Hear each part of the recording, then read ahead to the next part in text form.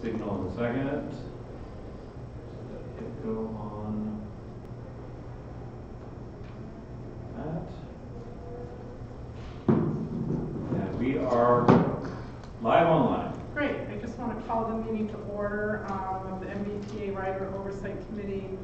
Today is Tuesday, December 18th. I want to remind everybody in the room that we are both recording and we're also streaming live right now, so that everybody knows that. And I think we can go straight into the public comments if there are any public comments. Sure.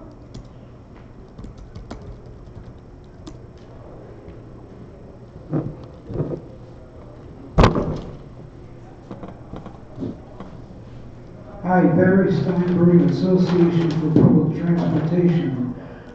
It was about 3 weeks ago I got on the bus, I believe I was in Quincy, and the bus was full, and the driver was just waving everyone on. Obviously the fare box wasn't working.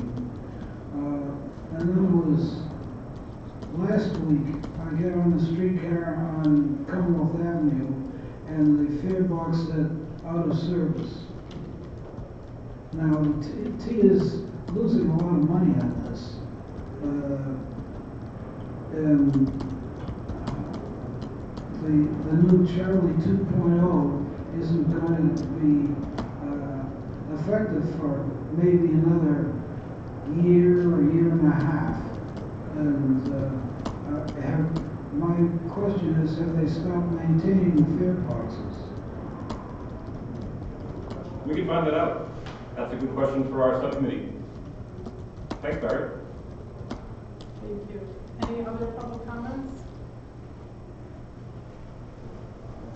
Okay, well, I wanted to introduce that we have the CEO and GM of Keolis with us, with David Story. Yes. Yeah, great, and we're really happy to have you here today. Yes, thank you very much. It's great to have you here, and I know you've got a commuter rail update for us. So. I do.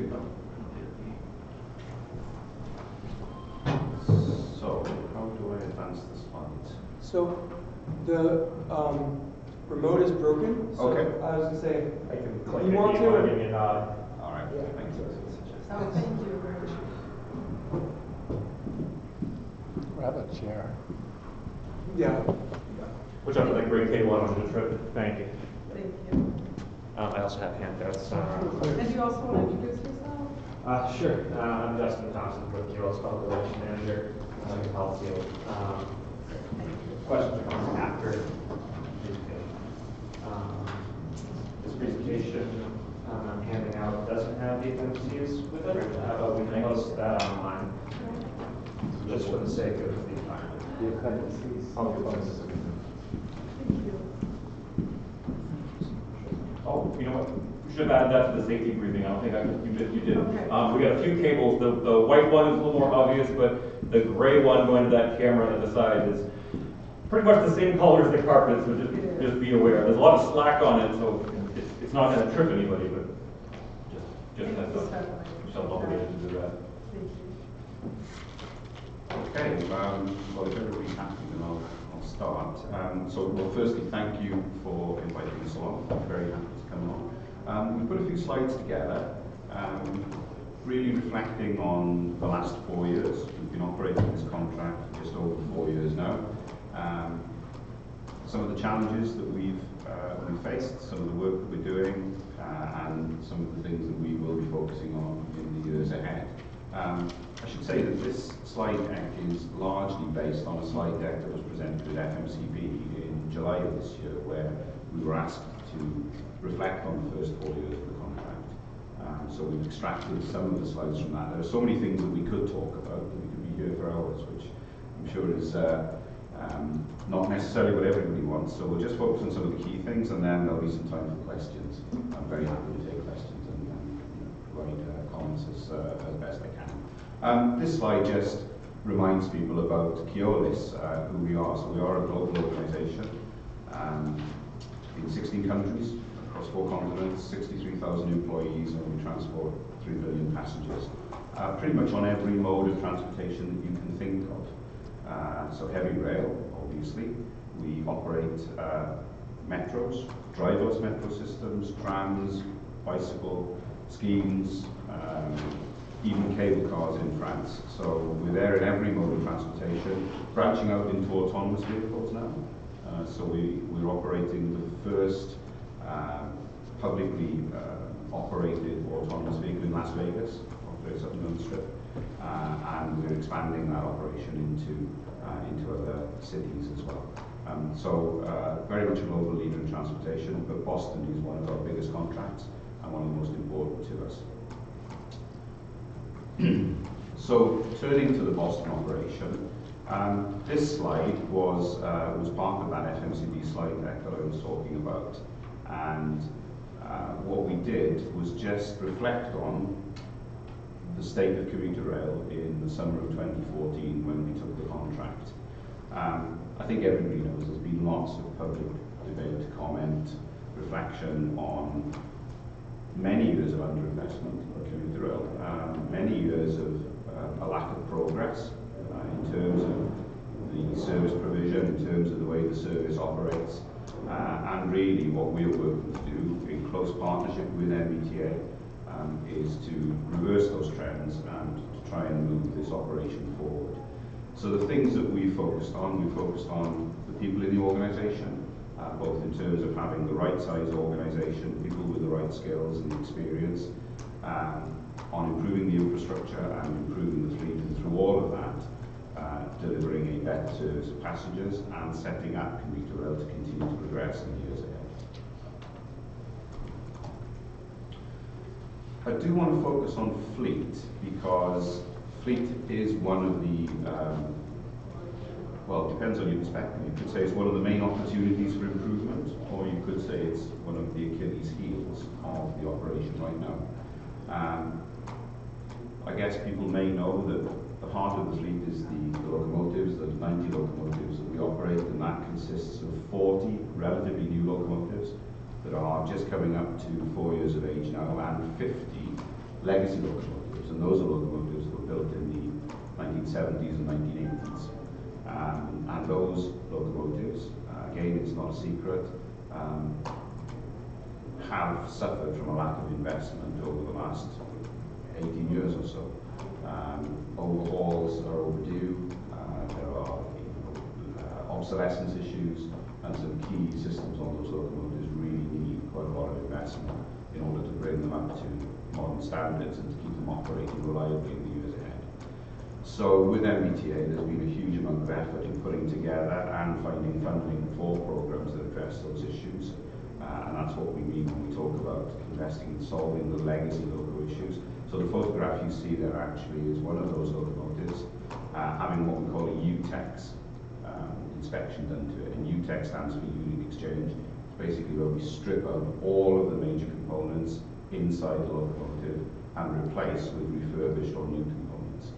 And that really baselines the locomotive so that it can perform reliably for another 5 to 7 years. We're putting 10 locomotives through that program. We're just completing the 10th. MBTA have funded a separate refurbishment program where there are 10 locomotives away at Boise in Idaho, having that actually even more intensive refurbishment program down to bare metal, corrosion addressed, new wiring throughout, new components throughout, and those locomotives will come back in an as-new condition. And there are plans to extend that program to the remainder of that legacy locomotive fleet. So the fleet does need a lot of investment. There's been a huge amount of effort going into improve the day-to-day maintenance, the shop floor processes, the productivity out of our maintenance facilities, but that major investment is very much needed. The new locomotives, they had some issues early on in their life too. They're the locomotives that we call HSP 46 locomotives. They've suffered some electrical issues, they've had some issues in cold weather, and they've had some issues with turbochargers on the engines failing prematurely, and there have been various programs in place to address those endemic problems with that fleet, and again get that fleet to perform more reliably, and that improved performance is coming through. So a huge amount of effort and focus in making the fleet more robust. On the next slide, let's see what some of the results have been. So one of the key things with a fleet is making sure you have the right amount of equipment each day to operate the service. And what we're showing here is the average weekday locomotive availability for each of the last 4 years. So you can see back in 2014-15, on average there were 62 locomotives available each day to operate the service. That was just enough to operate the service as it stood then. Since then, service has increased. We're actually running many more trains now than we were in 2014-15. We run around 10,000 more trains per year now than we did then. And to operate that increased level of service, we need more equipment. So today, the target is actually to deliver 67 locomotives every day, but we are on average delivering 71 available service. And you can see how the availability has increased year by year. It's in part due to the improved shop floor processes at the maintenance facilities. It's in part due to extra funding that's been put in to address some of those endemic issues of the fleet that I've been talking about. And through the efforts, you know, the ever increasing efforts of the workforce. But we are delivering more locomotive availability than has ever been delivered. And that's really, really important, because if you have the right volume of locomotives, then you can really focus on reliability as well, because you're not always chasing your tail just to get a locomotive available for service. So you say 10,000 more trains a year? A year, yes. Well, how do you define train? So a train, it's a journey. So you know, so a train. 10,000 more trips? Yeah, 10,000 more trips, yes. A year? A year. Then, I mean, that's compared to when? 2014-15. So you're saying that we were, because the schedule hasn't changed significantly. I'm just a little confused. Right. I'm still confused, because the schedule doesn't seem like it's changed significantly. It doesn't seem like we scheduled 10,000 more trips. Yeah, yes. There are more trips on Greenbush, on the Worcester line. Some more trips on Fairmont. So we have scheduled like 10,000 there are more trips scheduled. Wow. Okay. Back in 2014-15. Good. Okay. So there was a May, for example, in May of 2016, there was a significant increase in trips on the Worcester line every day. Yeah. And when you multiply, you know, let's say 10 extra trips per day, Yeah. 50 extra trips a week, you know, you very quickly just by, Yeah. that's 3,000 extra trips per year. Right. Okay, cool. Good. Yeah. So locomotive is really, really important. Coaches too, of course. Having the right number of coaches to cope with the capacity demands that we have. Ridership is increasing, you know, and there has been a recent passenger count, so the results of that I'm expecting will be released at some point in the near future. But if we look at revenue, we see revenue growing roughly by 4 to 5%, and that's a good proxy for ridership. So we are seeing increased ridership. But to keep pace with that, we're also increasing coach availability. So the same sorts of approaches as we take in the locomotives. You know, really looking at the shop floor processes and having the right people in the right place at the right time to do the maintenance and make coaches available. So we're averaging almost 380 coaches available on a day-to-day basis now, compared to just over 350 4 years ago. So when we had the recent Red Sox parade, for example, we actually had 384 coaches out on the network on that day, the most that's ever been out on the network, in order to carry the huge demand that was there on that day. It wasn't an easy day, you know, getting everybody through the stations and onto the trains and home, or bringing them in, you know, for the parade was a challenge, but actually we were able to provide more capacity than was ever been provided. So can you say the number again? Did you say 384 coaches? Yes. On one day? Yes. That's Operating. pretty astounding. Yeah. So the plan that we have is to have 369 coaches out per day. But on that day, we boosted, you know, put everything in to boost availability, and we actually had 384 operating on that day. That should have made some kind of press release. I think it did actually. Oh, it did? Yeah. Oh, okay, I missed it then. There were other challenges that day that I think overshadowed the. Well, yeah, plus the parade stuff, yeah. It was the bottleneck for the stations. Yeah, that's true. There's a record day at your ridership yesterday. Yeah, we reckon, estimate around 235,000 riders. Just on that, maybe we want to talk about that a little bit, but we put queuing plans in place because what we knew would happen is that everybody would come and see the parade, and then a very short period of time, lots of people would want to leave at the same time. So you get, a mass of people going to North Station, South Station, Back Bay, wherever they depending on which line they travelled in on.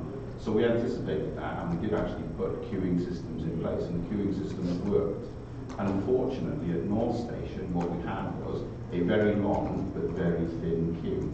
So, it was 2 or 3 people abreast, but when you get several thousand people coming in one short period of time, then you do get a long queue. That queue dissipated in about 40 minutes.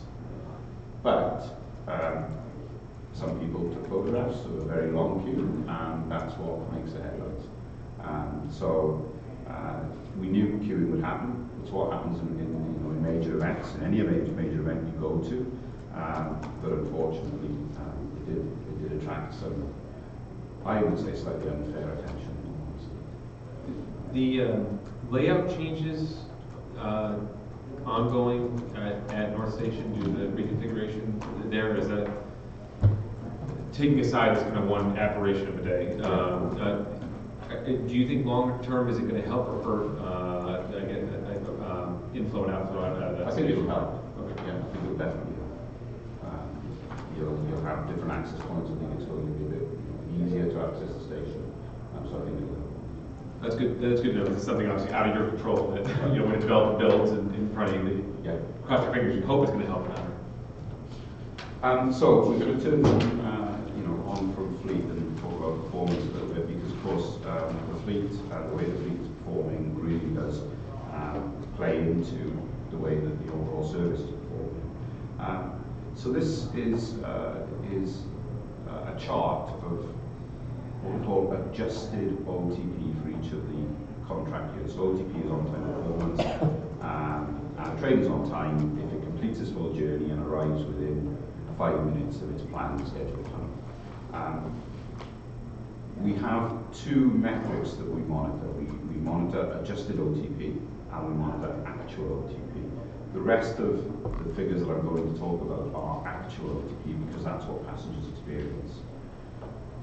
Because we're a contractor though, there is an adjustment in the contract that excludes things that are beyond our control. So if a freight train fails and delays a commuter rail train, that's not our fault, so that gets backed out of the OTP metric, if you like. So we have a target in the contract of achieving a minimum of 92% adjusted OTP, and you can see for the last 3 years we've exceeded that target. So that's kind of interesting, I suppose, for us, but actually for passengers, they wouldn't care about that, and why should they? Because what passengers rightly care about is what they experience every day. So we have to monitor this target. It is a contractual mechanism that we have to keep an eye on, but actually the thing that we really focus on is actual passenger experience and actual OTP, which is why we never really talk publicly about this figure. So even though, let's say, things like severe weather, conflicts with other operators, you could say are beyond our control. Whilst we can't directly control them, we can certainly influence them. We can plan for severe weather and consider how we're going to deal with it. We can work with other operators to try and minimise, the delays that we might cause to each other. Work on the network. We can better plan that work to minimise the impact on passengers. So, we always seek to deliver the best passenger performance that we can. So that's from the origin to the destination, right? That's Yes. OTP. Okay, so do you have metrics for in between? And along with that,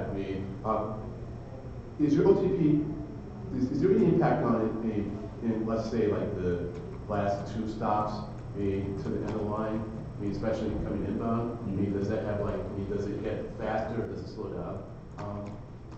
Between those points, is that question clear? It didn't come out. It is. No, I understand. So OTP is only at the destination, at the ultimate destination. So what you could have is a train that is running, let's say, 6 minutes behind schedule at certain points along its journey, and then if it makes up a minute towards the end of the journey and arrives within OTP, that would be a success from an OTP perspective. So OTP doesn't measure at every station stop along until it's at the final destination. But do you have a sense of that? So what we really, really work hard to do is to put schedules together that are realistic, not to pad the schedule at the end. Right. So that you have, let's say 3 minutes of make-up time at the end of the journey. We try not to do that. And the reason that we try not to do it is lots of passengers get off at intermediate points. Right. So it's not fair that if the schedule is constructed so that the train is almost late by design but catches up at the end, many passengers are going to feel pretty unhappy about that. And B, it's not a good practice from a scheduling perspective, because for schedules to really work, they're so intricate and so intertwined that if you're not planning it properly at every step of the journey, then the schedules effectively don't work and you end up the trains snarling each other out.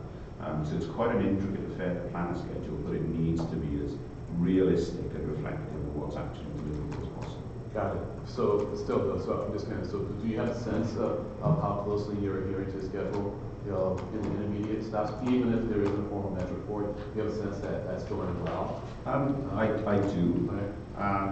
So take the Worcester line as an example, one that we've done a lot of work on the schedule on that line, because May 16, the schedule that was implemented didn't quite work at every point along the journey. So we did find that trains would run late partway through and then, might catch up again or might not. And that was just, there was some misjudgments in the way that schedule was put together, in all honesty. So we worked really hard to correct that. What we're able to monitor in real time is where all of our trains are at any given time. We do monitor where they are against their plan. So even though it's not an OTP metric, we know whether a train, halfway through its journey is 5 minutes late or 8 minutes late. And one of the things that we do to try and improve performance is to minimize that late running partway along the journey. So we use a system called PTIS, which is a real-time feed that we get from each train using GPS signals. And we're looking, as trains progress through their journey, whether they are maintaining the scheduled plan. Because if they're not, then that's an opportunity for us to improve. So it is something that we monitor internally. It isn't part of the OTP metric, but I can tell you that increasingly we are making the schedule more and more accurate. Thanks. Appreciate it. Okay. So this is the actual OTP. Now the scale of this chart isn't very helpful, I must admit, because we're talking about, if you look at 2016 to 2017, a 0.3% difference, but it looks quite dramatic in this chart, so that might be something that might be able to do anyway. Just under 89% of our trains arrive on time and have been, around 89% for the last 3 years. The 10-year average, which is at 87.2%. So the last 3 years have been above the 10-year average. This year we are at 89% right now. We actually did have a slightly disappointing November, in all honesty. November ended at 85.2%. We did have quite a few storm effects early on, and that really dragged the first 10 days or so of November down. It recovered very strongly through November, but still the overall performance for November was below what we would have expected, and that's dragged this year's performance down a little. But we are running at 89% right now. It's an aspirational thing. It's almost a talismanic thing, I should say. But it would be great to get above 90% on an annual basis. So I think that is doable.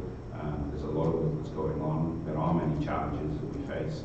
And the challenges change from year to year, but that's definitely the focus, to get above 90% from an actual OTP perspective and then push on from there. When I talk about challenges, one of the things that maybe people don't realise that we think long and hard about is that performance is a really dynamic thing. You know, you're not always starting from a static point. Things change within the network all the time, so seasons change, and that introduces different challenges. But there's maybe work going on the network, or a new failure mode emerging, perhaps either on the infrastructure or on the fleet that you have to cope with. So all of that's going on, you know, in real time. And we're doing things to improve performance too. So there's almost, you can think of it as a set of scales almost, where there's things that detract from performance and things that contribute to better performance. And what we're trying to represent on this chart, that is a bit complex, is some of the headwinds, things that have detracted from performance, and some of the uplifts that have happened in 2018. So just picking a couple of items from each. You know, in terms of headwinds, it was actually a tough winter.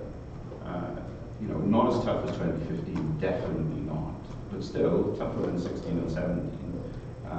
Particularly the late storms in March, where we had a series of nor'easters, you know, really heavy snowfall, and that affected OTP. You know, when you get that sort of snowfall, OTP on the day of the storm is pretty low. You have a different set of priorities on those days. It's about moving people, it's about keeping people safe and warm, and you know, running a reasonable frequency of service. OTP is going to be affected, but the net effect on the annual performance is about 0.7% of the annual OTP was lost in that period. PTC, so positive train control, big safety improvement, really important project that's going on the network.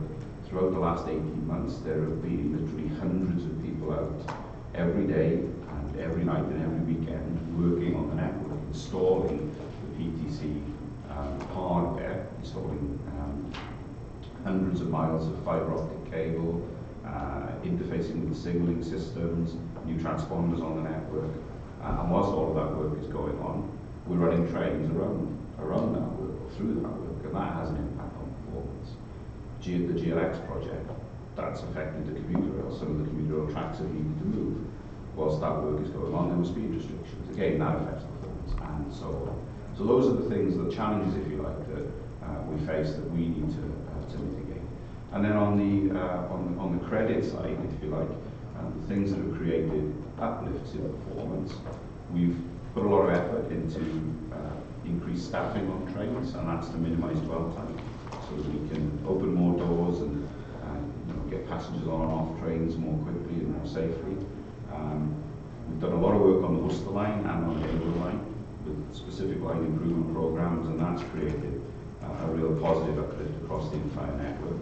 And we've been looking at things like speed restrictions on the network, where there's infrastructure work going on. How can we get speed restrictions off more quickly? How can we raise the quality of the infrastructure so that in hot weather we don't have heat-related speed restrictions? We have virtually none of those in the summers just past, and that's created an improvement in performance. So that dynamic is going on every day, and that's what we're working to manage. And one other thing I just wanted to mention, is something I'm really excited about, is for the first time ever, and we'll be going live with this early in the year, every line will have a dedicated line manager, line superintendent, who is accountable for performance on that line, and for relationships with stakeholders and communities along that line. So we've never had that on commuter rail. So, you know, whichever line is your line, there will be a face, if you like, that you know is the person who is focusing every day on what's happening on that line, and the level of customer service that we're providing, and the level of performance. So that is a big change, and the other benefit that we'll get from this is, for the first time, all of our frontline trained people, conductors and engineers, will have a manager that they know is their unique manager. It's one of the oddities that I think in the organisation, is that we've never had that one-to-one relationship between a manager and an employee.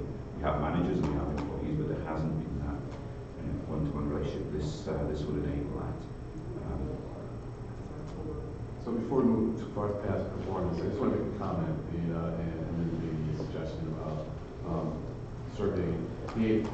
I understand the objective is to have 90% OTP paid out, but other times when the T is reported, how much is reading the schedule, when we get to like the 90% range, for the rider, if you take that like 20 days a month, that means 2 days out of the month, things aren't working up to the standard that has been set. And I don't know if it's been surveyed, like, has that question been asked to people? It's like, if you're trains late 2 days a month, how do you feel about service? Because my sense is that people are just not going to see that as good.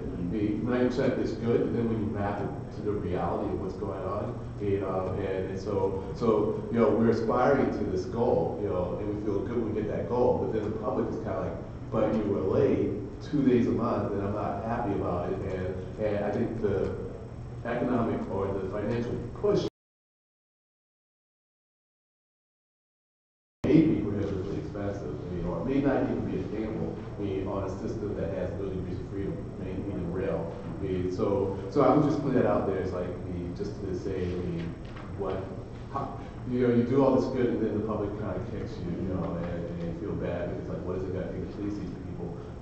But it may very well be, that if we query people about it, in a survey to kind of like get into their minds, like what does 95% or 90% performance means, you kind of make people realize that, you're going to have, 2 days, a month maybe, where, you're going to be 5 minutes late. So, common suggestion for myself, thanks.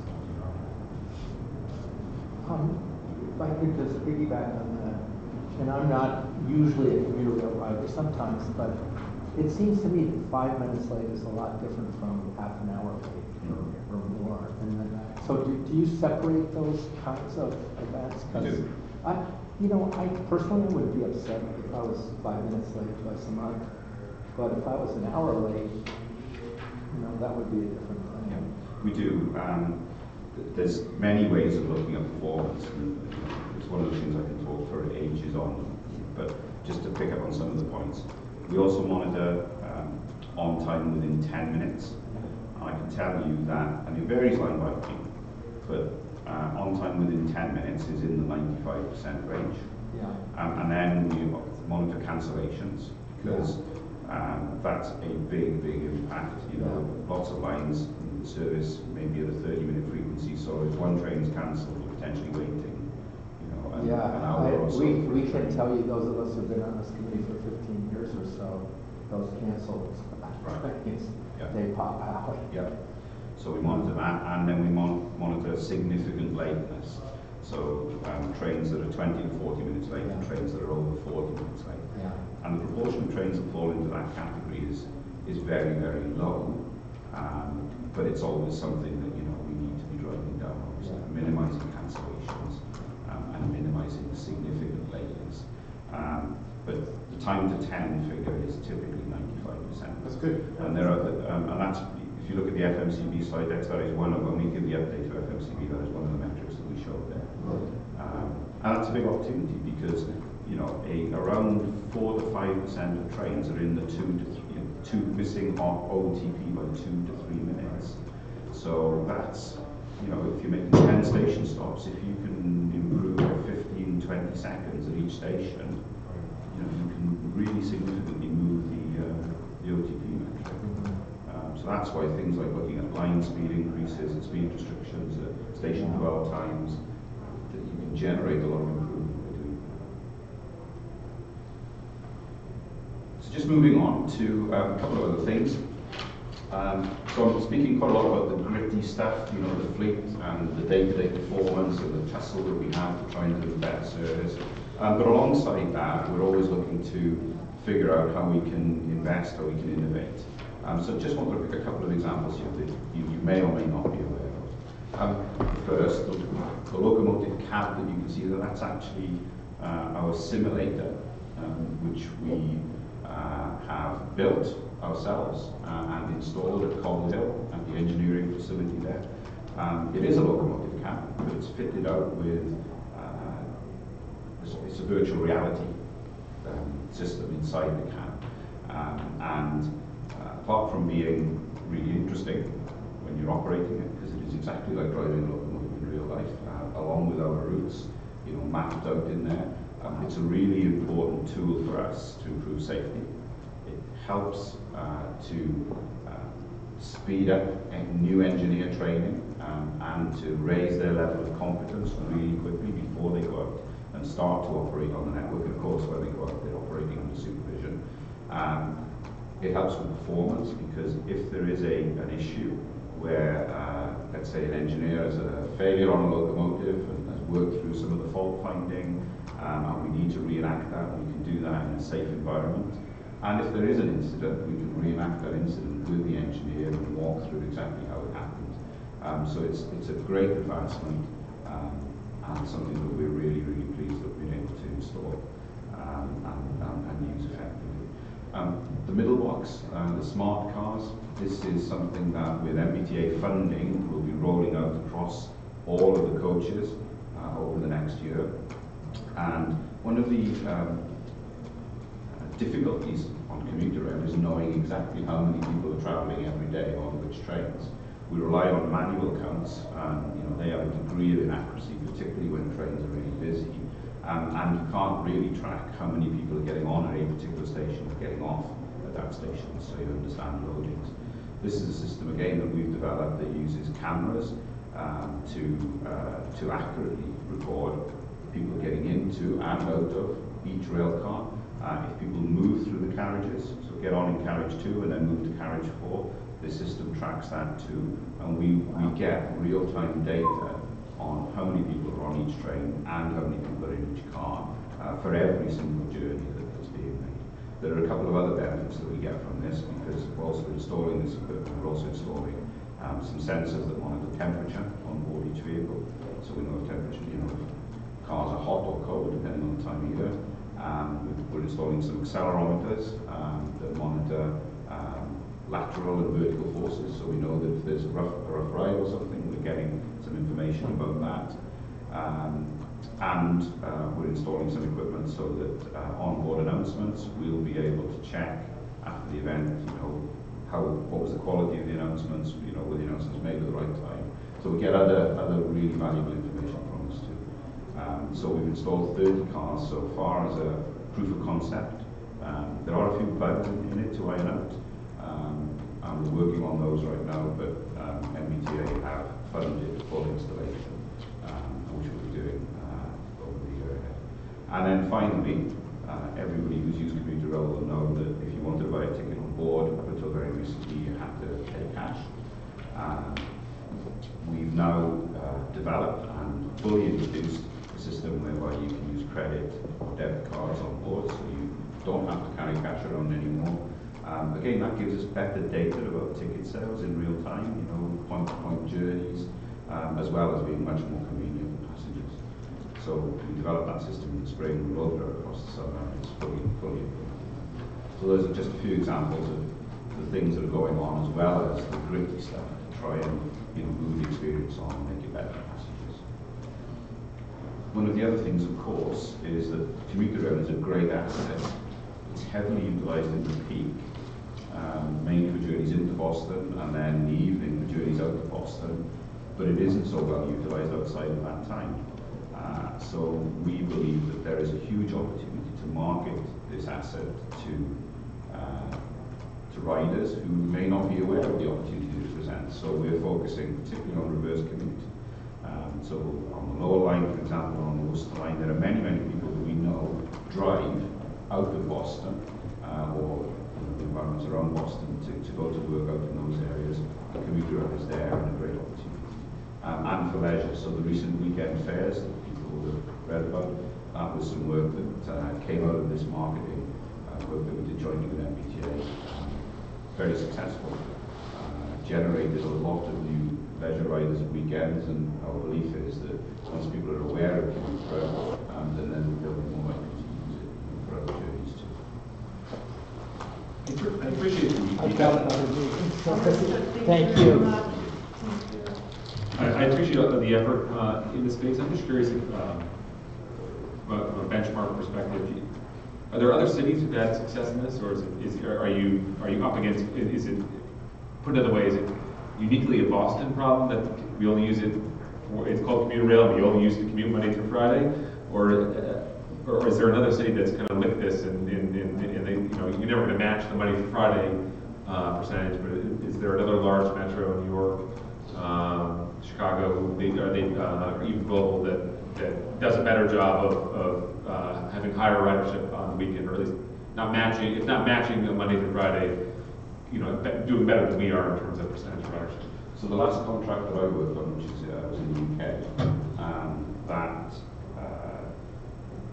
that was a commuter railroad serving London and the south coast, so between London and Brighton and along the south coast in the UK. And we were incredibly busy during the peak, but then we attracted a different travel off-peak. So leisure travellers, travellers to and from global airport. We had quite a lot of success in marketing that service, and do things like peak pricing and off-peak pricing to encourage people to maybe move their travel times.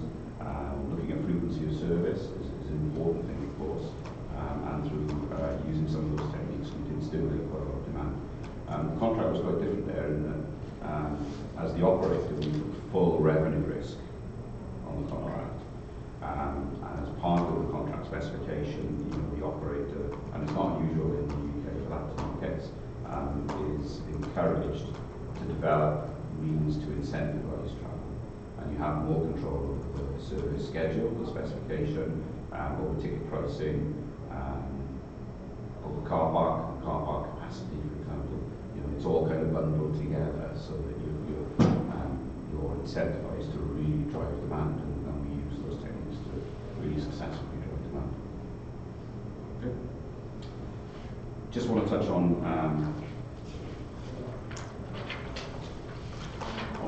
winter. So I wasn't here in 2015, but I've heard such a lot about it. And many people who are in our organisation today lived through it. It was a terribly traumatic winter in very, very difficult circumstances. But I think with the work that's been done, with the investment that MBTA have made in additional equipment, but also the things that we've learned from that process, so the fleet is more resilient.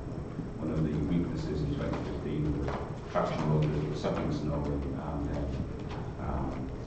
failing shortly afterwards. The way that we planned the service has changed.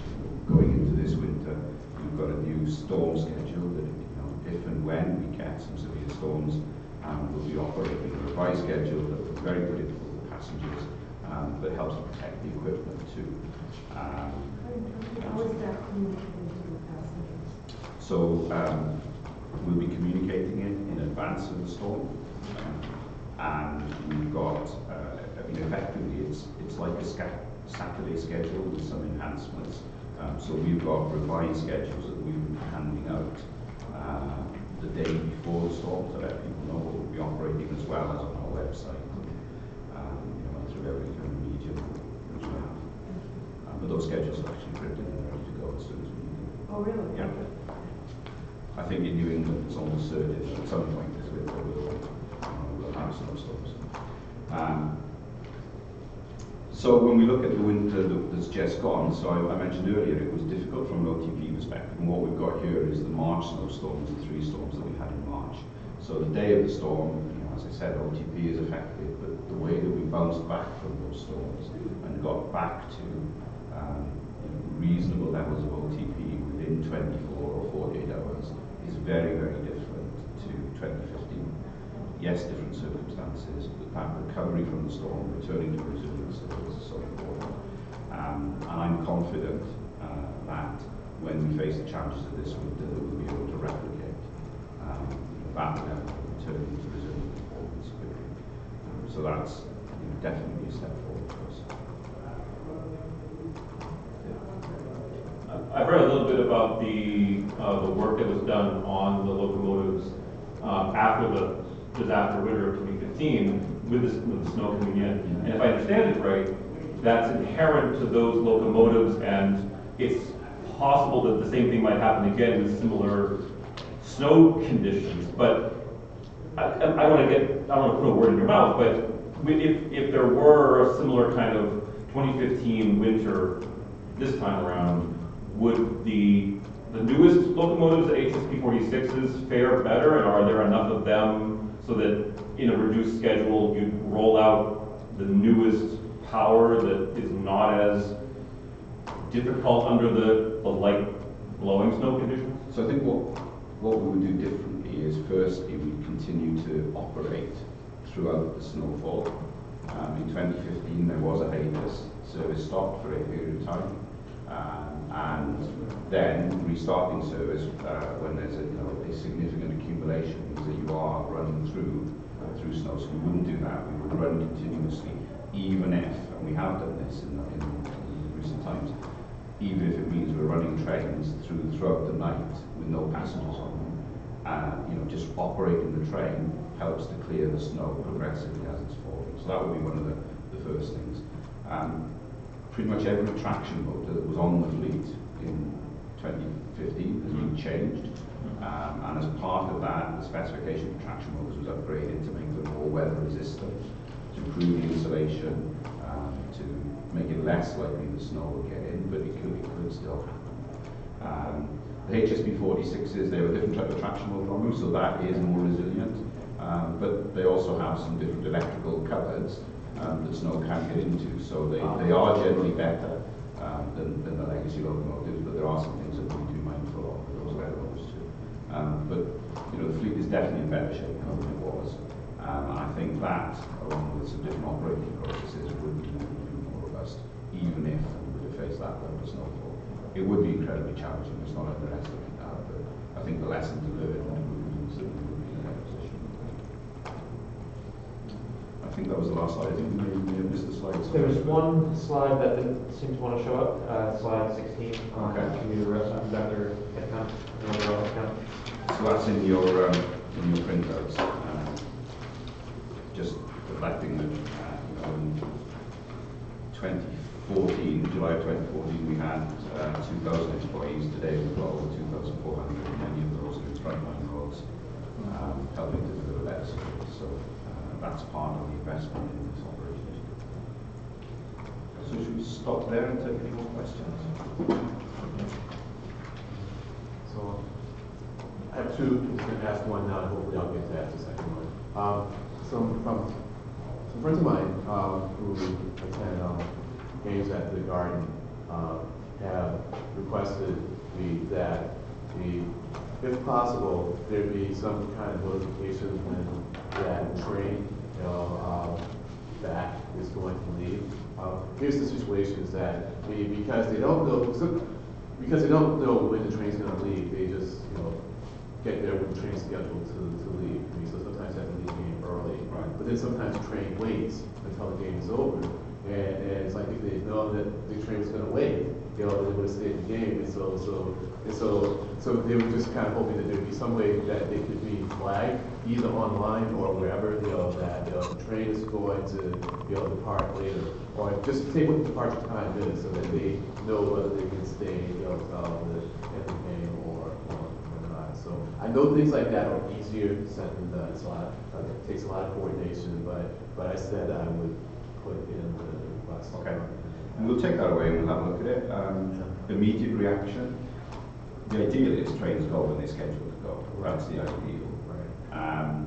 The danger is if we say we're always going to hold the train, that people then see that as the new departure time, and we still don't have everybody there when the train's ready to leave, if you see what I mean. Right. Well, they're not requesting that you change the departure time. Right. It's just that they're just saying that if you do, that be communicated like me on the website or wherever, so that if they don't get to the train, only find out it's waiting, for another 20 minutes.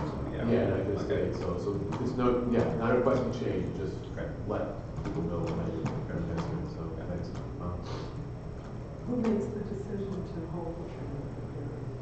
So that would be an operational decision made by the trainers, the station. And how would it be be that director person that you're talking about? Oh, no, because that's per line. That's per line. That's right. So it'll depend really on, we'll be getting a view on how late things are running at the garden, if they're running late, how many people, we'd be expecting to come for trains. Clearly it's, if we start delaying trains, then we wouldn't necessarily just hold one train, it would be trains on various lines. And one of the things that we need to do is to keep the terminal moving, because if we're holding trains in the terminal, that means there'll be trains heading towards the terminal, but potentially not knowing where to go. So it's, it's a real judgment call that needs to be made in real time, depending on the circumstances. Right. And if you can't communicate, you can't. I was relaying the request. Okay. I have actually sort of a personal question. Lyford, I believe is his name, that's running the New York City system, and I believe he came from England. Do you people work together at all? Andy Byford I know very, very well. He actually worked at the same company as me between 2004 and 2007. We shared an office. Yes, I know Andy. Yeah, exceptionally well. Can you? I don't know how to even ask this. Are there any lessons from New York that he's letting you know is working? Well, maybe not working, is working. So one of the things that Andy has done, and he's not been there that long, so he arrived there, I think it was the end of last year, early this year. I actually met up with him briefly over the summer. What he's done is he's been really bold in defining a capital investment program for the New York system. That's not part of your purview? No, that's more for state and MBTA to determine. So Andy's in a different role to the role that I'm in, but that's he's been very, very quickly, I think, set out a strategic program for the New York system. Maybe we can get him to shed some ideas up here. Thinking of challenges and opportunities, I've spoken to a lot of road crew, conductors, assistant conductors, staff at various levels, and with regard to the recent, very unfortunately over-publicized incidents involving the axle failure, the coupler, the various mechanical faults, it seems that there's a lot of the road crew were actually feeling unsafe, which got me thinking about, well, there's a lot of maintenance going on. I see the numbers, I believe the music is more maintenance going on, but is there a distinction between maintenance and inspection? And if they are distinct and separate, is one getting more attention than the other? Is maintenance getting all the attention and inspection is missing out? No, they're very much interrelated, and part of the same activity. So every vehicle, whether it's a locomotive or a coach car, has an inspection and maintenance regime, and it's a single regime. Okay. So, for example, every piece of equipment gets inspected every 24 hours, and that the contents of that inspection is mandated. So we know exactly what is being inspected, what is being tested every 24 hours. The next level up in the inspection maintenance regime would be when that piece of equipment is shopped. So depending on the equipment, it'll have a different periodicity. So a locomotive every 45 days, for example, comes into the shop, and as part of that, there's a prescribed set of more detailed inspections and some planned component changes or filter changes, oil changes, those sorts of things that happen. But it is one regime that's applied to every piece of equipment. So no, the inspection maintenance regime is really comprehensive and is being fully followed. The bearing failure, the investigation's ongoing on that. A really, really rare event, but not completely unprecedented. Those sorts of events have happened on other railroads globally. So understanding why it happened here year is really, really important. We are liaising with those other railroads as well to see what lessons they've learned. So we've got some experts from the UK, we've got the US railroads who have also operated with this type of bearing and have seen these sorts of failures. We're liaising with those agencies to really understand what could have been the root cause of this bearing deteriorating really, really quickly, because that's what happened. But I can tell you from everything that we've seen so far, and also the work we've done with other agencies, our conclusion at this point, bearing in mind it's an ongoing investigation, is that it's not related to the inspection or the maintenance regime. It isn't as a result of a deficiency in either of those things. Well, that being said, I mean, you staffed up on, from your own slide, you staffed up on conductor and AC. Mm-hmm. Have you had challenges with the engine house staff? I mean, are they short compared to the limit, or are there opportunities for expanding engine house staff to get even better? So we've increased those staff numbers too. Okay. For example, around 2 years ago, there were 50 extra maintainers who were employed to really focus on the legacy locomotive and to improve the quality of that fleet, and that's partly how we are seeing the improvements that we are seeing. There's always scope to improve the maintenance work we do. There's always scope to do that, and that's true in every operation. I wouldn't try and shy away from that. We're working really hard to get better understanding of the potential for root cause failures, things that affect reliability, raise the quality of the fleet, as I was saying, improve the planning of the work and the execution of the work and the skills of the people. All of those things are areas that present opportunities to improve, and we're all working really hard. I'm going to throw in one more thing. I mean, it's great to see you, and I'm really glad that you're here, but I always want, whenever you're here in person, I always want to put out the question, how can we help?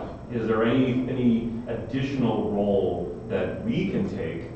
Being that we're quasi-state officials, we're qualified as we're special state employees. State employees. Yeah, special state employees, but not officials. yeah.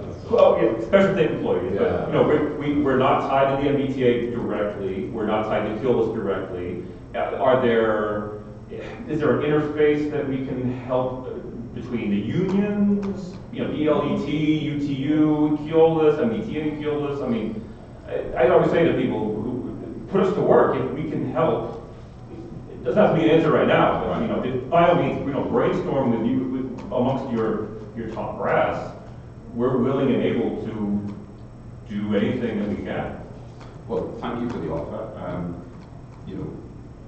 We're working really well with MBTA. Lots, and sometimes it's challenging, in a constructive way, but that's good.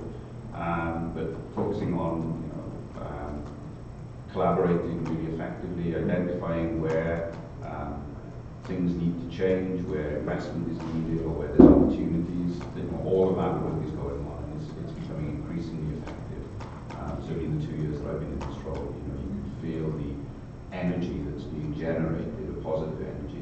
So that's great. We're working really well with the unions too. I have to say that I'm finding that the unions are very, very solution focused. And are really keen to help move the whole operation forward. And I'm not just saying that genuinely in some experience. And that's not to say it's all sweetness and light, of course it's not, that would be unrealistic. But,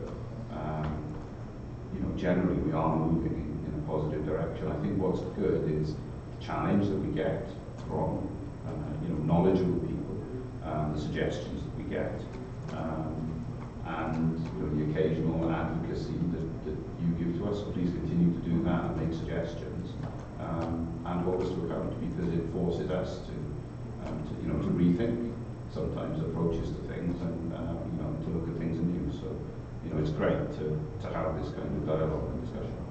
Thank you. Well, we have 10 more minutes. We've just waited for another 10 minutes if anybody has any questions or comments. So, well, comment and then a question. Were you gonna say, did you have your hand? Okay, so, you know, I'm glad to see headcount going up because we've been around, you know, and you know, we have seen the T on the operations side, you know, on the rail side and also on the T side, just slash headcount because of budgetary issues.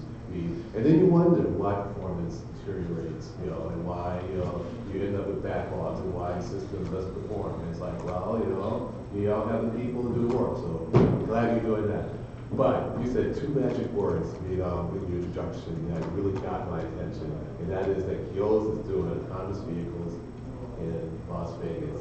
And I'm really interested, in what's going on with that because, personally, I think the AVs are going to eat commuter rail's lunch. And especially if you get shared AVs because if I can get, isn't still necessarily point to point, door to door, but if I don't have to wait like an hour and a half for the next train, even if it takes me longer, significantly longer, by AV than it would be, by just, driving normally or whatever. I'm going to do that because I can do other stuff while I'm being driven by the car. So I'm interested in what you're learning from the Las Vegas experience. If you're communicating with the team in any way about what's going on there, and what kind of nexus do you see between AV and mass transit?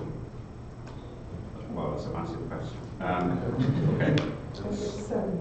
All All right. Yeah, we want to take all the time. I'll say we could go over it. Yeah, I was going to say, take all the time, absolutely. What we're doing in Las Vegas, we've been running it for a year, and it's successful for what it's doing. It's operating on a pretty fixed route.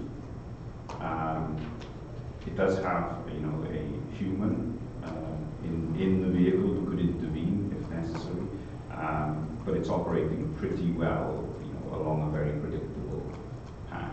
I think one of the challenges that still exist with AVs is their interaction with human and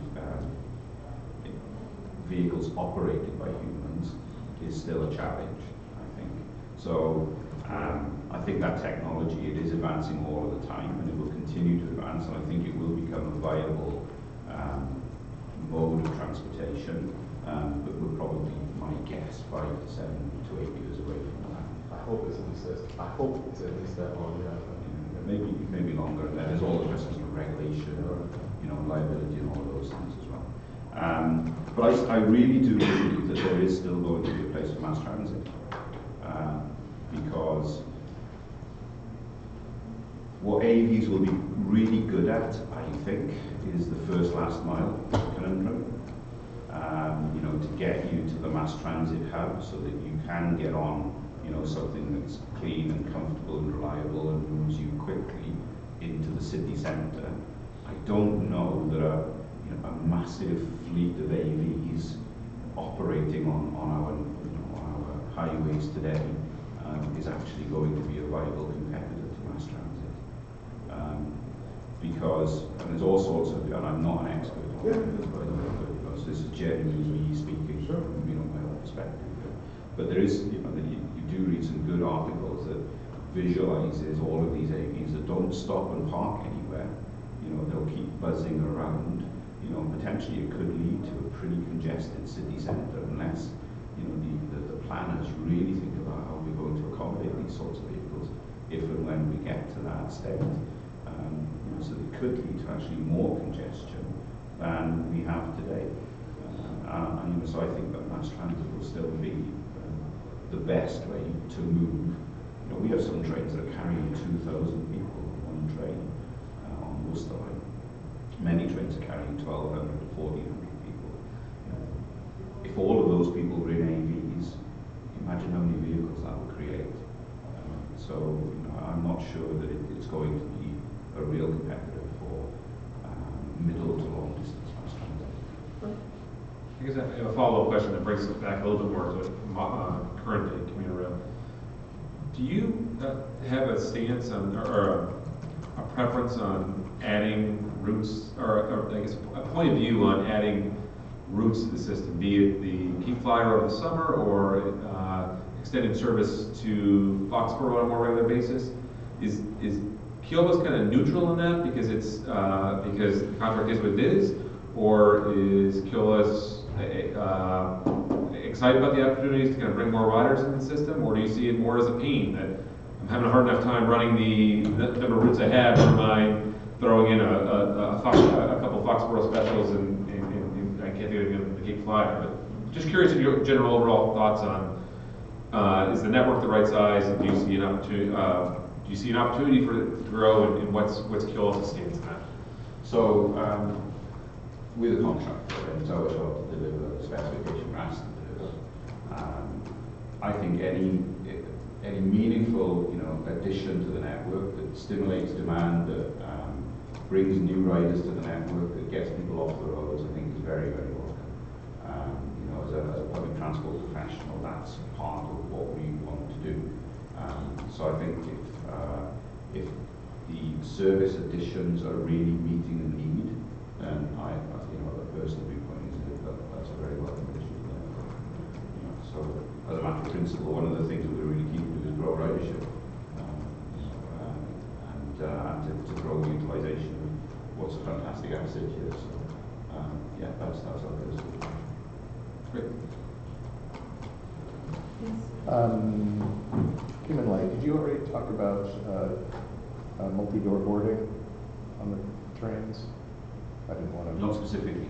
So, as an occasional rider, I see at Back Bay and Boston Landing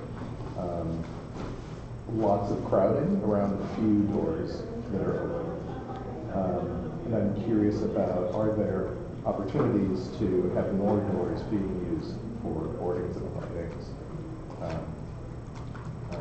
at different stations at busy times? It is one of the things that we have been working on. So on the Worcester line, I speak about the Worcester line a lot, but it's a line that we did specifically focus on because its performance was the worst on the network, and it's one of the busiest lines. One of the things that we did that helped was we tactically added some assistant conductors to some trains so that we could open more doors on peak trains. Back Bay is a challenge though because you're boarding from ground level, which really slows up boarding and the lighting. I think maybe that's an opportunity at some point in the future to look at the configuration there and see whether there's something different that could be done.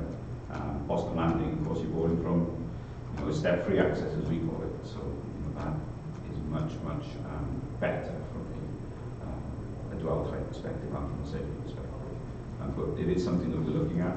We've taken 3 intakes of assistant conductors this year. We took the biggest ever class in January, which was 32 conductors. We took another 18 in April, and we've got a class of 24 that are going through their training right now, graduate on Friday of next week actually, to add to the conductor population on the network. And again, like anything else, it's a dynamic thing. So for every 3 people we add, there'll be 1 person who's retired or promoted into another role. So we get that churn. Is staffing a limiting factor, either from regulation or policy? No, not from a regulation or policy perspective. It's not. There is an efficiency question, of course. Being totally transparent because right, you have to go. So there's we've got there's a minimum number of conductors that we need to have in order to staff the trains. There's a ratio in the contract that says for every 300 passengers there should be 1 conductor. We actually overstaff beyond that. But being totally transparent, we need to think about the balance between cost and benefit, obviously. Maybe another way to ask the question is the number of conductors or assistant conductors limiting the number of doors that can be open for boarding yes. and lighting? Largely, yes. And is that by regulation or policy or? Yes, it is because passengers can't alight or board from the door where there isn't a conductor. Generally, passengers can't open and close doors themselves. If you think about most of the stations on the network, you're boarding or alighting from ground level, so the conductor has to open the door, open what we call the trap, and secure that, so that passengers can go down the steps or climb up the steps. So you have to have a conductor to do that. and that is one of the limitations of the kind of operation that we've got.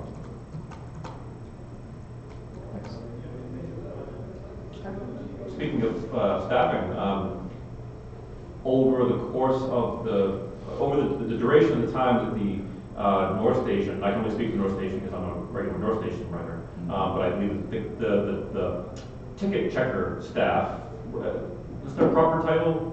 TVAs. TVAs. Ticket verification. Excellent, okay, so the TVAs, at least at North Station, seem to add a negligible, I mean approaching zero amount of delay to boarding. I think every train is still departing on time, at least with regard to issues that involve the passengers boarding. Yeah. So that led me to the question of, well, since they're obviously causing no detriment, well, I shouldn't say obviously, and I shouldn't say no detriment, but to me it seems like there's no detriment to having the TVAs there. What's the upside? Has there been a demonstrable return on investment for that staffing in terms of increased revenue, or? So we are seeing revenue grow, commuter revenue. Mm-hmm. I think I mentioned earlier, typically 4 to 5% year on year. Mm-hmm. And we believe that's in part due to the TVA activity. One of the things that we saw, because we had TVAs there through the fall of 2017, we started in October. And then when we got into the really bad winter weather, we stopped that activity. And we had a hiatus for around 8 to 10 weeks, I think, where we weren't doing those ticket checks. And one of the things that we were able to see, because we were doing ticket checks, then we weren't, and then we were again, is the number of M-ticket activations. So when there's a TVA present, M-ticket activations go up by about 17%. Wow. So now that's not to say that somebody wouldn't have activated the ticket, Right. but you know the conclusion, I suppose, is that people tend to wait until they're required to activate the ticket by the conductor before they activate it. And I'm sure a proportion of the time that happens, but sometimes it may not. And the other thing that we have seen is some tickets that maybe are illegible, and when we look closely aren't quite in date, or maybe aren't correct for the journey that's being made, those sorts of things. So TVAs have definitely helped. They're catching on to all your tricks, Stefan. Too boring. I mean, not to put you on the spot, but say on a scale of 1 to 5, where 5 is just a smashing success, where would you rank the TVAs, the whole program then? I think it would be between a 3 and a 4. I think that's right. The benefit is, you know, let's be frank, some passengers don't like having the ticket checked before they board and then having it checked again on board, and we know that. And we did get quite a lot of complaints when we introduced these TVA ticket checks. Those complaints have died down dramatically. So we had, 3 to 4 weeks of people saying, why? And quite, understandably saying, why are you doing this? And I'm concerned it may delay me on my journey. And it's, an impediment, but those complaints have died down completely now, and they're negligible. And I think when passengers know that that's just a part of the process, and all you really need to do is have your ticket just ready to just show it and you go through, I think we will adapt it to that really quickly. Well, a shout out to Linda Dillon and her whole team, because the message, the people that have been hired, it's just great. I mean, I know I tend to be a cheerleader in general, but when it comes to the attitude, the TVAs, as well as all of the collateral that went into the program, just gold stars. So please tell them that for me. Will do. Thank you. Okay, we're just past, we're at 6:20, so unless we have anything else. I actually, I'll just add on. Can you do anything about the culture of nobody being allowed to sit in the middle seat?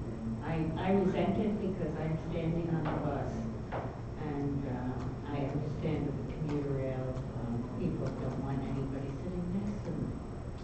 Get over it. I'm not sure what. One of the things that we are thinking about is some sort of campaign about respect, respect for your fellow passengers. And I think, not having a bag on the seat, making space for fellow passengers, respecting what the conductor is there to do, it sort of would be all part of that campaign. So, we could incorporate a reminder, if you like, into that sort of campaign. But of course, at the end of the day, it's up to the individuals really whether they want to do that or not. I will say that seeing the sign to please keep your feet in parcels, I would never put my feet on it, but it really does keep me from putting my bag on it. So it works. Well, thanks a lot. Thank you so much. Yeah, I just want to Thank say you. that communicating with Justin and Tori was a real pleasure. Everyone was very professional and responded, timely.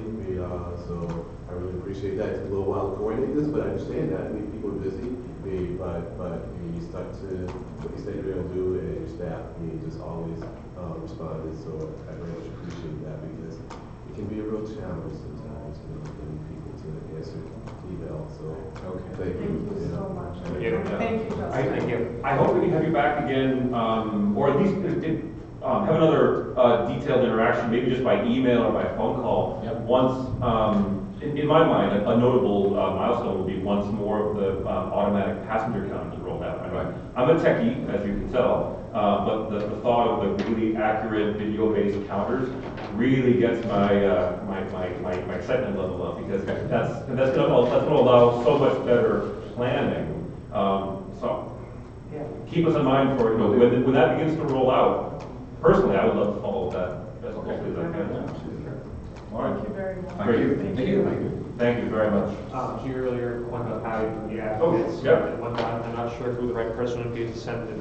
If you guys want to email the entire committee with me on a copy, we can send you. We have very infrequent updates, but they are once we hit kind of some milestones. Yes. We send out emails to our stakeholders, just saying, hey, this is a new service or product or whatever, what have you. We'd like to update you. So I'll coordinate. great. So you have my emails. I only have 2 cards left, so I'll grab one. Sure. Yeah. Great. Yeah, thank you. Thanks very much. Great. Thanks very much. See you. See you. Thank you. Yeah. Nice job. Thanks for working with the technical constraints. Yeah. Hey, it was great. Thank you for setting that up. Thank you, Len. That was very wonderful. Please say hi to Gerald for me. I will do. Thanks. Thanks again, Dave. Appreciate it. Justin, did you sign in on the sheet, by the way? Sure. Will you please? Thank you. So now it's time for, unless anybody wants further discussion on that, we could go to the subcommittee reports. So I'm ready to go. We met with Sandy Johnston from CTPS. He's in charge of the Unified Planning Work Program, UPWP, and I bounced an idea off him regarding a possible study, and that was to look at how AVs can be incorporated into mass transit in various models that are possible, and how we might do fare structures or whatever about it. My main strategy was to just try to get something to the universe, so that it can be out there and people consider it. Sandy liked the idea, and I think he's going to take it as a serious proposal. We're going to work to make a formal study proposal, and something might happen with it, because apparently the MPO really wants to see a study involving AVs. There was one that was proposed 2 years ago, 2 cycles ago, and it was completed by Scott Peterson. And there was going to be one in this current cycle, but it was not included because they needed to advance the certification for the MPO, and so that required earlier than planned, so that required funding, and they took the funding from that study. And also Sandy implied that I guess the study just didn't quite meet the standard they wanted, to make it worthy of keeping for the current cycle, but there may be something that comes out of it being for this cycle. So we'll see. And And we've all done two reports from the two decks of FMCB, and one was on the usage of late night service and early morning service. And early morning bus service that is. So early morning bus service, has that pilot has been very successful. On I think all but one of the tested routes, piloted routes. There has been a lot more demand on that first bus because they're running the bus service earlier, and so there's been a lot more demand on that one. There's only one where there wasn't a lot more demand on the first bus, but there was still a lot of demand on the second bus. And on a couple of them, there's been so much demand that the buses are still crowded, so they are thinking about adding even earlier service. And what is the early service time? Oh, I don't know the time. I think it was 3:20. Okay, I don't remember that being specified in the deck, and I certainly don't remember the routes, but if you go to 3:20, because I thought that was early. Yeah, I mean, where I you was think thinking that time? 4 something, but. No, I thought it was 3:20 a.m. I don't know which, maybe it was one out of Dudley. Wow. I don't know, it's stuck in my mind because That's I went, terrific. whoa. All right. That's Yeah, terrific. yeah, I didn't see any times on the deck that I read, so whatever. For the late night service, they aren't seeing as much increase in demand. But what I was pleased to see is that rather than considering it a failed test pilot early on, they're going to put more money into publicizing it. So they're doing all they can, I think, to make sure people are aware of it and to make the pilot, give the pilot as much of a chance as possible to be successful. So to me, that's an indication of goodwill, and so I was pleased to see that. You're looking like you want to say something, Craig. Okay, all right. And the other study that the other deck that paid a lot of attention to was the one on the new mobility marketplace. And I got to say, I was really pleased to see this because it looks like someone or some group of the T is really looking at how transportation is changing and how it could impact mass transit. And I will review the video to see who that person was. Unfortunately, there's no authorship associated with the slide deck, so I can't just look at the slide deck and see who's done it. So I need to go to the video and find out who's done it because I want to talk with this person, maybe have to present here. But some of the things that they're talking about are transportation network companies, like Uber and Lyft, and microtransit, small vehicle transit service, fixed or flexible routes, micro mobility, bike, scooter, car sharing, and mobility as a service. And that's an interesting one because I'm hearing that phrase a lot more. What is the phrase you're hearing? Mobility as a service. So it's like, so essentially getting from location A to location B as a service and put it together however you need, in order to get from one point to another, and then price that, consider that a service, and so on. So I think that's very forward-looking. My only concern about that phrase, though, is that we also need to make sure that we also adhere to the concept of mobility as a right.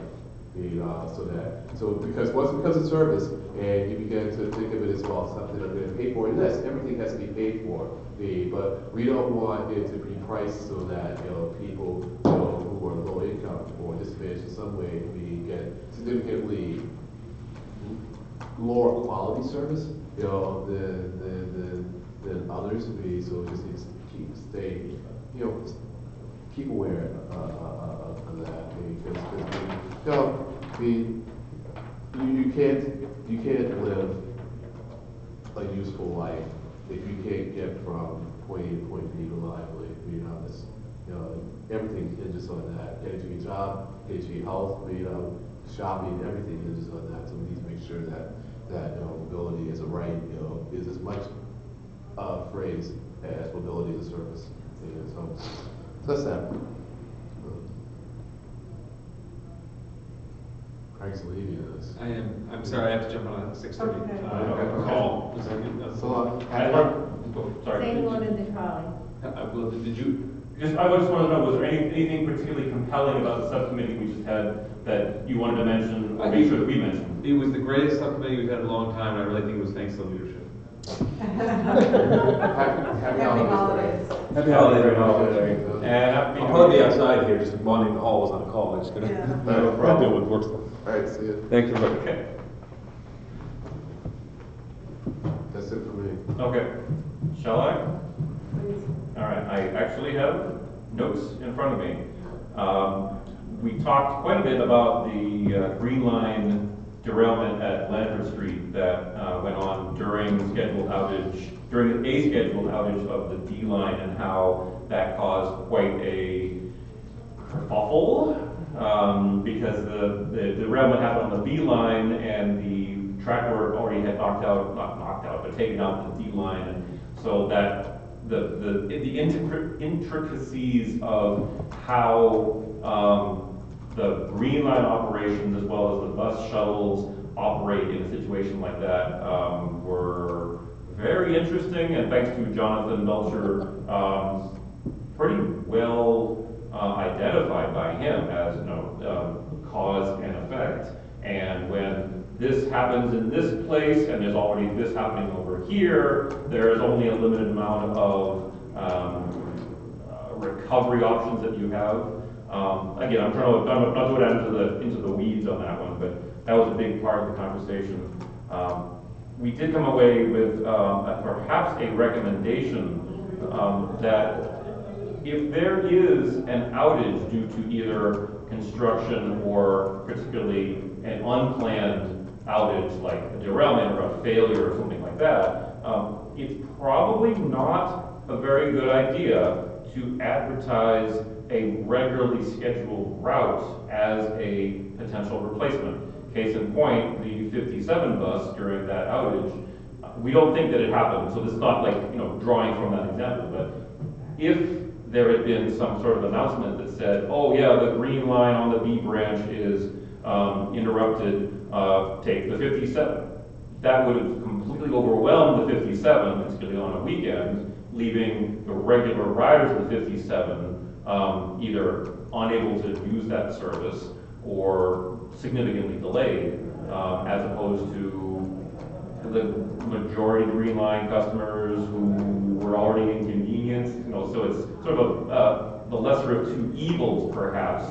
But again, we came away with the idea that probably advertising a regular scheduled route as a replacement for an outage issue is not a good idea. Is it quick, Barry?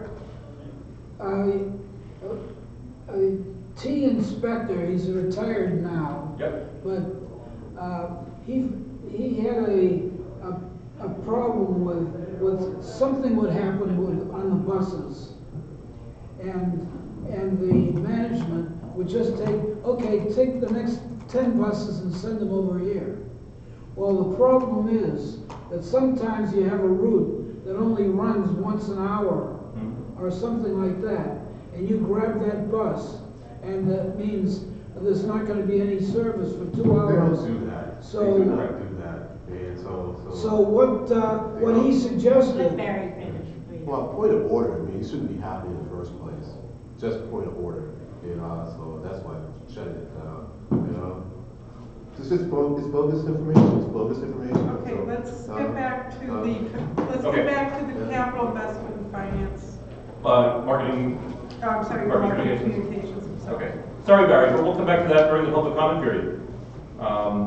The other items we covered, obviously, prep for the discussion with David Scory and Keolis during the marketing and communications meeting to prepare for things we wanted to discuss. Sorry. Oh, right. A to-do item, and this is sort of an open question for anyone here who happens to know. We'll find out, but there's apparently a massive backlog, like months backlog, in the sign shop for bus routes. So there's a backlog in the production of new bus stop signs, which if I understood it right, means that the signs that are out there are either more deteriorated or more out of date than intended, literally because the sign shop can't make new signs fast enough. That's something that we'll look at as a definite operations issue. And then we wrapped up, the other notable thing we talked about was the Foxborough trains, which service was announced, are going to be only extending Fairmount line trains all the way out to Foxborough.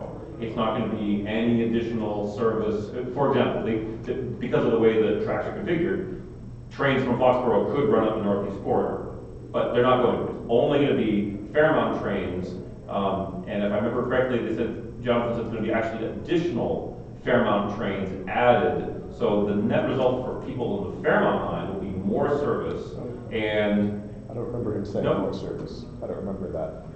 Okay. Well, then take that with a grain of salt. I believe that's why I thought there was but at very least we know that it's only going to be Fairmount line that goes further out to Foxborough, with the goal being no degradation in service to the existing Fairmount line. Yeah, I agree with Carl. I mean, I don't remember saying more. I mean, I think it was just like extending on the current schedule, building on that. So no degradation, but not. Because I think they said at the times that would run, they were capacity limited at South Station. Okay. Well, I'll take that as a note to double check. Right. Exactly. Yeah, that was false. Yeah, that's the big. Okay. So South Station. Yes. I have a question. The most recent outage or disruption, if you will, that was on the red line, there was, I think they said there was a crack in the rail or something, and so there was a real slowdown between Central and Kendall. And it was a total crush from both sides of town, because you couldn't move the trains southbound quickly enough to get them back around, and so was that before or after your most recent encounter? I think it was after. I think it was right before, but close enough. Well, we just had our subcommittee this past Thursday, so it was like 5 It was days before ago. Thursday. Yeah, I it will was. tell you the date, because I had to help a blind woman who got it.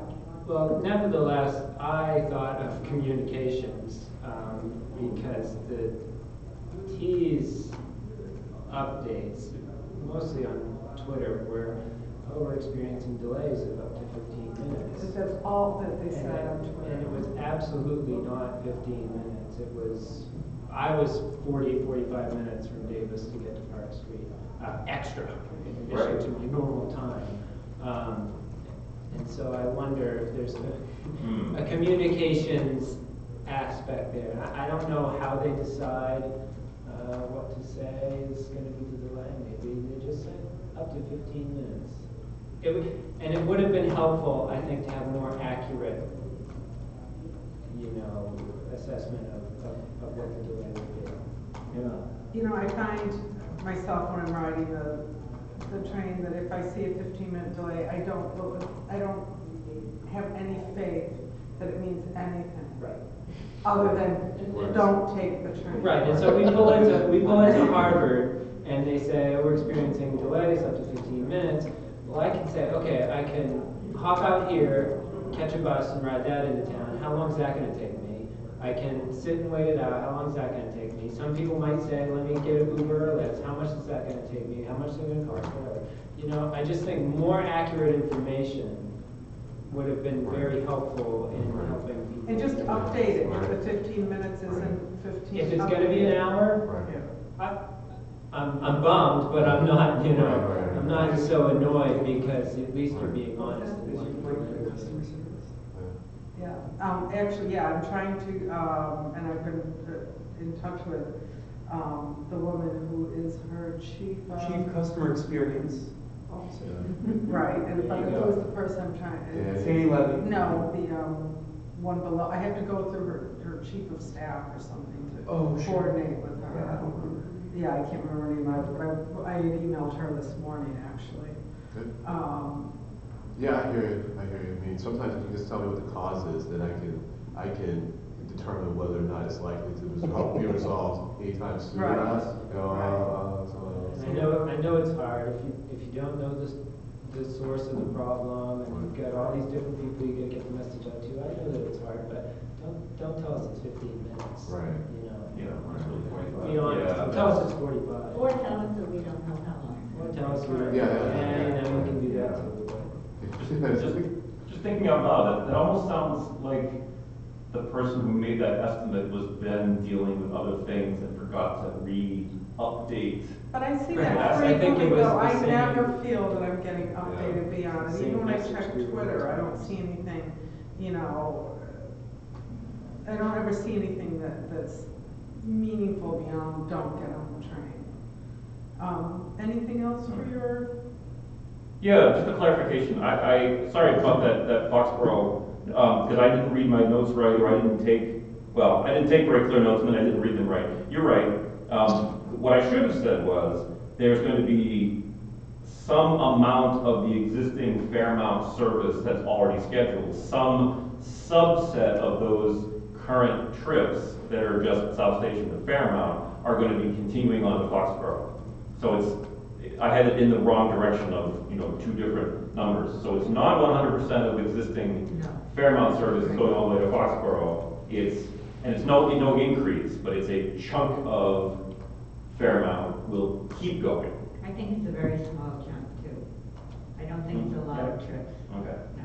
Sorry that I took a bad note there and then read it wrong. Okay. Anything Carl, else? got it? Carl? Yep, and thank you for that. Yep. Okay, shall we go on to approval of the minutes? And let me, at this point, say, Jake, how much longer do we have here? My last day is Friday. So I'm gonna finish these tomorrow and Thursday, So hopefully. good. Well, I want to really thank you. Your minutes Yeah. are wonderful and just and you've been really helpful for me. I'm brand new here and I don't have a co-chair, and you've been been terrific to me, and I want to thank you both on a personal level and on behalf of the group. We're very happy to help. Yeah. So, what are you doing after this?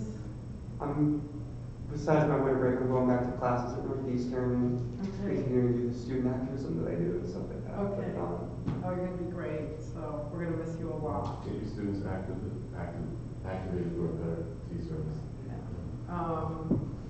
And so, did everybody have a chance to look at the minutes from last month? I did not have a chance, but Okay. I'm sure they are spot on. I motion to approve. Second. All in favor? Any opposed? Any further discussion? Okay, so moved. Reports of external meetings? Yeah, I went to the UPWP meeting and the Boston APO meeting. This was the third, early December. And I was really interested in the UPWP study to assess the utility of their studies, so that they are trying to, get the towns to report, on whether or not they utilize, the studies will propose maybe an intersection get rebuilt or something, and they're trying to determine whether or not the town took, their recommendation. And interestingly, I had been pushing for something like that, and I was really excited about seeing, Sandy's presentation. And I told Sandy this when he came to the CIP meeting and the CIF meeting, but I was disappointed because I didn't so much want to know whether or not the towns be followed through on the recommendations of CTPS. I wanted to know whether or not what CTPS predicted would be the results were manifested. So let's say you rebuild an intersection because you want to reduce congestion or accidents. I wanted to find out whether or not that actually happened, and that's not going to be part of the assessment. And I'm really disappointed in that because that's the heart of the research. And I understand why it's not proposed right now, because it will take a lot of effort and a decent amount of money and staff. There are 1,500 studies, I don't know if all 1,500 studies would be worthy of such an analysis. If it were, and it was one person doing one a week, that'd be a 30-year job for them. And so clearly it has to be done somehow differently. But at least going forward, I like to see them do that, because without knowing whether or not your predictions were valid. What am I missing? I'm not missing anything, because I've talked to Take, who is the chair of the Regional Transportation Advisory Council, RTAC, which we are part of, and she agrees with it. And I'm going to talk to some other people about this, because to me it's just basic. That's just basic follow through on At these least studies. on the accidents should be Yeah, easy enough to that was quantify, because yeah. I think having reduced congestion is Right. more subjective. Well, that was just an example. Right. So I'm not saying that. Oh, okay, yeah, I'm sorry. Right. So yeah, so I just see it going forward, and that to be kind of built into the cost of the study or cost of the project. So Yeah. I'll talk to some other people about this, because if there's a good reason for why that shouldn't happen, I'd like to know what that good reason is. But if there isn't, then we just need to build this in, because why, if I have no confidence that the CTS's predictions or whoever makes predictions are any good, why would I push to have something done other than having some other agenda? And I'll just push this a little bit more, and that is and I'm not violating any privacy. So you're saying that there's when it comes to building more capacity of roadways, engineers feel that that it's a good thing overall. And his sense is that you build more capacity, you get more cars on the road, and you don't decrease congestion. So building more capacity is not the way to get rid of congestion. But if you don't measure that, or if you don't report that out, so you have a congested intersection or road, and you say, well, build another lane, and the congestion go away. But if there are, analysis after it's been done in other places that your congestion didn't go away, then that's not the solution. So maybe the solution, is transit or something else. But at least if it's not going to get rid of congestion, then don't sell the extra lane on reducing congestion. You can sell it on something else, but you can't sell it on reducing congestion. But you can only do that if you say before we predicted this, and after we built it, this is what happened, and this is it. This is the results. So we gotta have that follow through. It's just so basic. So we'll push that. That's it. Thank you. I'm just going to move this along because I want to make sure to give Barry time for his comments. And I want to go to, are there any other reports on external meetings? Okay, old business. I have an email ready to send to everybody on the trainings coming up with the links attached. I also think that we need to put on our website the subcommittee meetings so that I don't know if anybody will appear, but at least to open it to them. And then the next thing that I wanted to bring up was that my term as chair is up with this meeting, right? Because it's 6 months. That's true. Okay. No, I'd like to nominate you for another 6 months. Are you willing to take it? I've written down here, unable to do again, stay focused.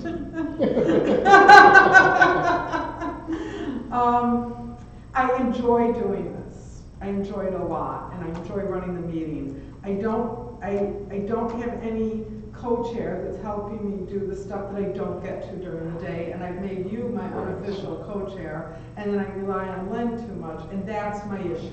So if you get me a co-chair that I know is going to help me, then yes, I'm happy to do that. But that's and seriously, because I like doing the meetings. Right. Well, you're good at it, too. Oh, thank you.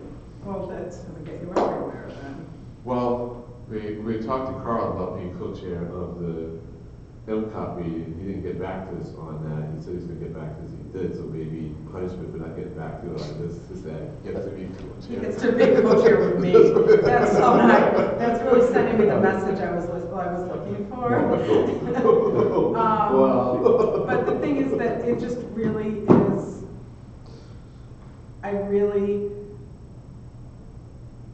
I enjoy doing this, but I don't have any backup. I couldn't make the executive committee meeting this week, and on top of it, I was sick. Or last week, whenever it was, and on top of it, I was sick, and I was feeling a crunch at work, and then I personally and professionally feel like, well, then I'm letting people down because they can't even make an executive committee meeting. And that's a lousy feeling, and I don't want to feel that way. And so part of me thought, we'll get somebody else in to be the chair, and I will pick this up again in 6 months. How about if you would be willing, as is the national political goings-on, would you be willing to be an interim chair for 1 more month? Absolutely, I would love to. And then we can work on. That would be terrific. I'd like twisting that. somebody's arm. That would be terrific. And I'm going to continue to work on Danny Levy, and I will have a speaker for the next meeting. I would love that. Thank you. If everybody, I mean, that's not up to me, so. So are you up for Carl? The challenge for me is being available reliably during the day for a call, and to be here reliably when the meeting starts. I have no problem being here reliably. And it was only because I was really being crunched last week, and on top of it, I was sick. I couldn't keep my head up. That Tuesday, usually I'm pretty good on the phone meetings. I just didn't have it going for me. How about having the phone meetings when it's mutually convenient? Well, we could do that. I'm gonna say that, the most flexible, that's right, the easiest thing to change around is a Yeah, half an hour it's a phone call. But, you know, that's, so, or we can, just drop this facade, about what's going on, with dealing with this. Because right now, the deal is that we don't want to have me a co-chair of a subcommittee, also being chair of the ROC. But the I fact also that want to that's just what we point have. out, oh yeah, we have a few minutes, Just being honest, and so the bylaws were set up, to stop a concentration of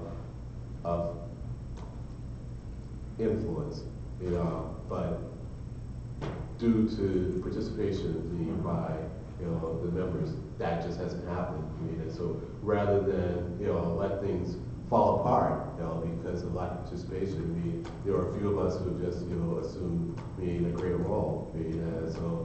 So we can just be either you can continue to be co-chair and I support you. You want a break though, and so you can take a break. Whoever else can step in, can step in. If not, then those of us who are co-chairs of subcommittees who are participating in the executive committee calls, we can just step up and run the meetings until members who want to do more step up and do more. I certainly have some ideas about how to move forward with getting new members, but just kind of the bylaws are there. And so. I want to make sure that we have time for public comment. So where are we leaving off? Am I still co-chair for next month? You do what you want to do. Well, I mean, I don't think it's up to me. I mean, there's. Well, it's up to you. If you don't want to do it, don't. No, I said I would do it for another month, Sure. but I don't think that that's up. Okay. Yeah, sure. Okay. Because I just felt that other people should weigh in on that because I'm happy to do that. Sure. Put it on the list. Great. Thank you very much. Public comments. Barry? Yeah, Barry, I hope you can jump in where you left off. Actually, could you start from the beginning because I missed some of it? Start again? If you don't mind.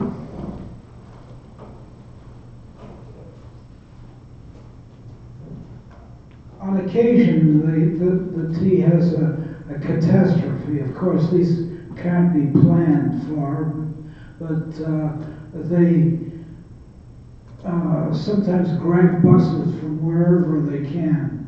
And so I've heard stories about orders coming in from wherever that say, okay, the next 10 buses coming in to the station, grab them and send them over to wherever. One of the inspectors. He's retired now, but he had a thought of that maybe they should have an alternate plan so that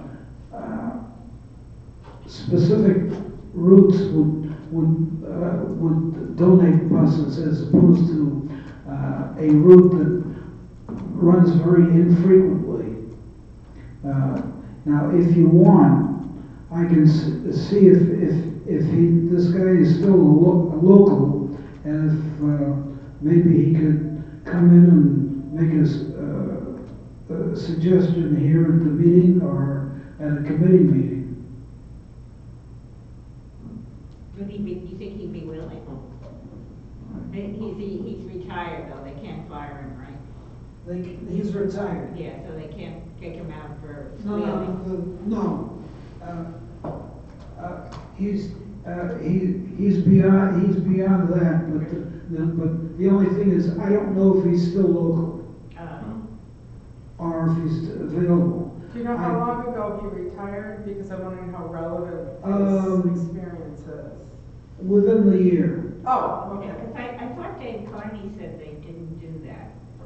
But I'm sorry, Kenny. I thought Dave Carney, the head of bus operations, said they took it from like the 39 where they supposedly run frequently. I didn't think they took them from. I'm basically talking about Quincy area. No, but if a bus runs infrequently, like once an hour, you really can't pull a bus off. But Yes, the point being that's what I said. that there should be some organization to this, as opposed to someone just grabbing 5 buses. There is organization to it. And see if I can Well, have this guy. Well, why don't you ask him to repeat it and pin him down a little bit? Pin him down saying, maybe he was being hyperbole. Maybe he really didn't mean that. Well, I mean, get the And, story. I think also if he wants to attend as a public comment, but I don't think that we necessarily, at least not for the full rock, would want to have him come here and making a presentation. Yeah, but also bear in I don't know that mind, I'd be comfortable with that. he should feel free to email rock@mbtarock.org, introduce himself that way, and if he's got suggestions that he wants to, and if he wants to initiate a conversation via email, That would be a great way we'll to see it, start. and then we can engage him that way. Yep. Yeah, great. Thank you. Anything else? No. Okay, thank you. Okay, And thanks, Barry. with that, if, I'll entertain Yeah. a motion to adjourn the meeting. Motion to adjourn. I didn't hear a second. Second. Okay, thank you. Thank you. Thank you, everybody. Happy And for holidays, you watching online, Thank you, thank you. Stefan, for doing Stopping the online.